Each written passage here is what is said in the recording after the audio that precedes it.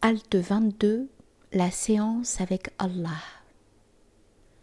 Une tradition avérée rapporte qu'il a dit, qu'il soit exalté, « Je suis en séance avec celui qui m'invoque ». L'emploi dans cet énoncé du pronom personnel affixe ana, moi, je, et du pronom personnel me, suffixé au verbe, prouve que cette séance a lieu avec l'essence.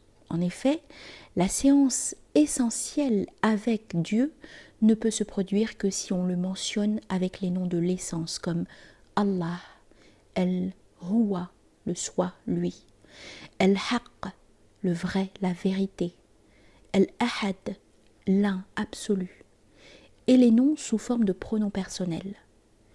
Lorsque l'invocateur le mentionne par les noms de qualité ou d'acte, et qu'il vise intentionnellement un effet correspondant au sens impliqué par ces noms, Dieu ne sera en séance avec lui que selon ce sens spécial, et non selon l'essence. De même, si l'invocateur utilise le nom Allah, et en ayant implicitement en vue un des sens contenus dans ce nom, qui englobe tous les sens de tous les noms divins, en disant par exemple « Ô Allah, pourvois-moi en bien » ou « Ô Allah, guéris-moi », il ne sera en séance qu'avec les noms correspondants, c'est-à-dire le pourvoyeur ou le guérisseur.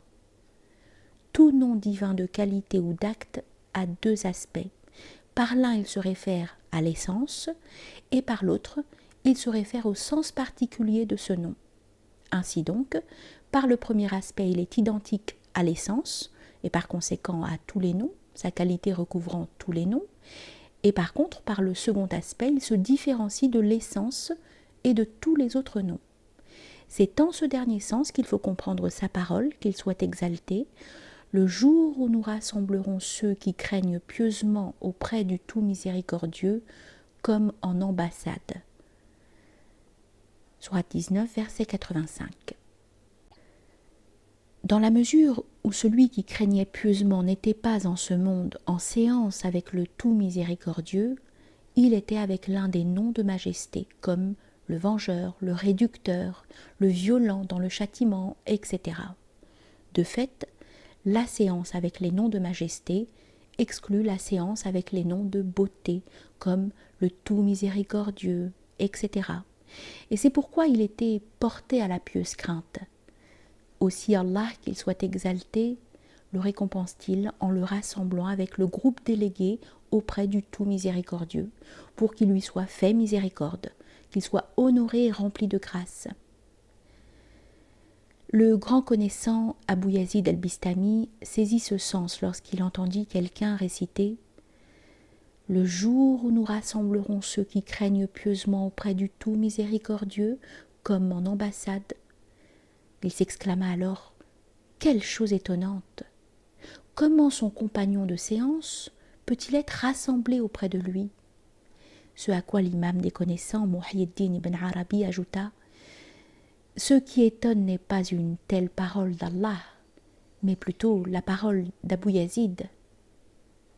Et la perfection est à Allah. » Pour toutes ces raisons, nous disons que quiconque est rassemblé auprès du tout miséricordieux est sûr de sa délivrance, ce qui n'est pas le cas de celui qui est rassemblé auprès d'Allah. Qu'il soit exalté, selon sa parole. Craignez pieusement Allah, celui auprès duquel vous serez rassemblés. Un tel être, en effet, se trouve entre la peur et l'espoir, dans la mesure où le nom d'Allah, qu'il soit exalté, comprend en synthèse tous les sens inhérents au nom de majesté et de beauté, si bien que le convoqué peut se trouver en face des noms de beauté, comme il peut se trouver en face des noms de vengeance. On ne dit pas cela du nom le tout miséricordieux.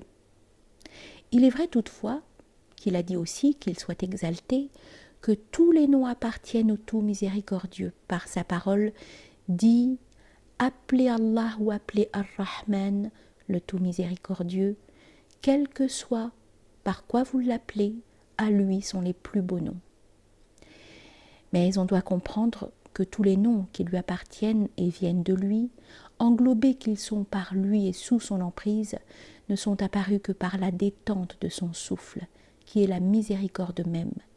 le pouvoir et l'autorité sur tous les autres noms lui reviennent sous ce rapport. Il a dit aussi qu'il soit exalté et avertit ceux qui craignent d'être rassemblés auprès de leur Seigneur. Les êtres concernés par ce verset sont inquiets d'être rassemblés en présence de la Seigneurie qui, elle aussi, synthétise des noms contradictoires, et ils ne savent pas en face de quel nom ils se trouveront. Si chacun savait qu'il sera rassemblé auprès de son Seigneur particulier, il n'aurait aucune crainte, car celui-ci était déjà avec lui en ce bas monde. Tout être soumis à un Seigneur particulier est nécessairement agréé par celui-ci, puisque sa condition est d'être au service de ce Seigneur particulier, dont la fonction n'a de raison d'être que par la présence de ce serviteur. Ce Seigneur ne peut qu'être satisfait de son serviteur, quelle que soit la manière dont il se présente lui-même, comme celui qui égare, celui qui guide, celui qui restaure de force, ou celui qui pardonne tout. Cet enseignement seigneurial, énoncé au début de cette halte, ne va pas de soi selon le discours commun, tant que les intelligences voilées le reçoivent sans explication. Et ces intelligences ne l'acceptent qu'après une certaine interprétation. Il ne se présente donc pas directement selon sa nature et sa réalité profonde. Sinon, Dieu aurait pu dire que celui qui m'invoque ne s'imagine pas qu'il est autre que moi, car je suis simultanément l'invocateur, l'invocation et l'invoqué. La sagesse qui a présidé à la formulation de cet enseignement est dans la possibilité qui est offerte au commentateur de l'interpréter.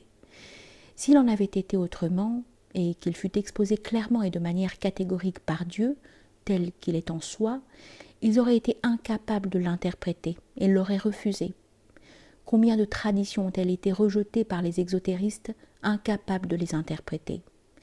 D'après eux, en effet, on doit abandonner une tradition qui est qualifiée d'irrationnelle et semble impossible à interpréter, tant qu'on ne peut faire coïncider les exigences de la raison avec ce qu'implique cette tradition. Cela font de leur raison un critère auquel doivent se plier le livre et la tradition. C'est la dernière des choses que doivent faire les théologiens à propos des versets dits ambigus et de certaines traditions décrivant Dieu. Nous nous réfugions en Allah, qu'il soit exalté contre l'ignorance qui prend la forme de la science. Il eût mieux valu pour celui qui se conduit ainsi se contenter de croire à ces données ambiguës comme le font les gens du commun et comme l'ont fait nos pieux prédécesseurs, se conformant ainsi à la volonté d'Allah qu'il soit exalté et à celle de son envoyé. Le premier à élargir le champ de l'interprétation fut Abul Hassan al-Ash'ari, mais il n'en fit pas un élément de la religion ou un credo. Ce furent les hérétiques sectaires et les innovateurs qui le poussèrent à recourir à cette méthode, car ils tirèrent argument du livre et de la tradition pour établir leur innovation. Aussi, al-Ash'ari les réfuta-t-il en employant leur propre langage et en retournant leurs flèches contre eux. C'est pourquoi il a dit dans son livre « L'explication », la dernière de ses œuvres, que sa doctrine concernant les ambigus était conforme à celle de l'imam de la tradition Ahmad ibn Hanbal.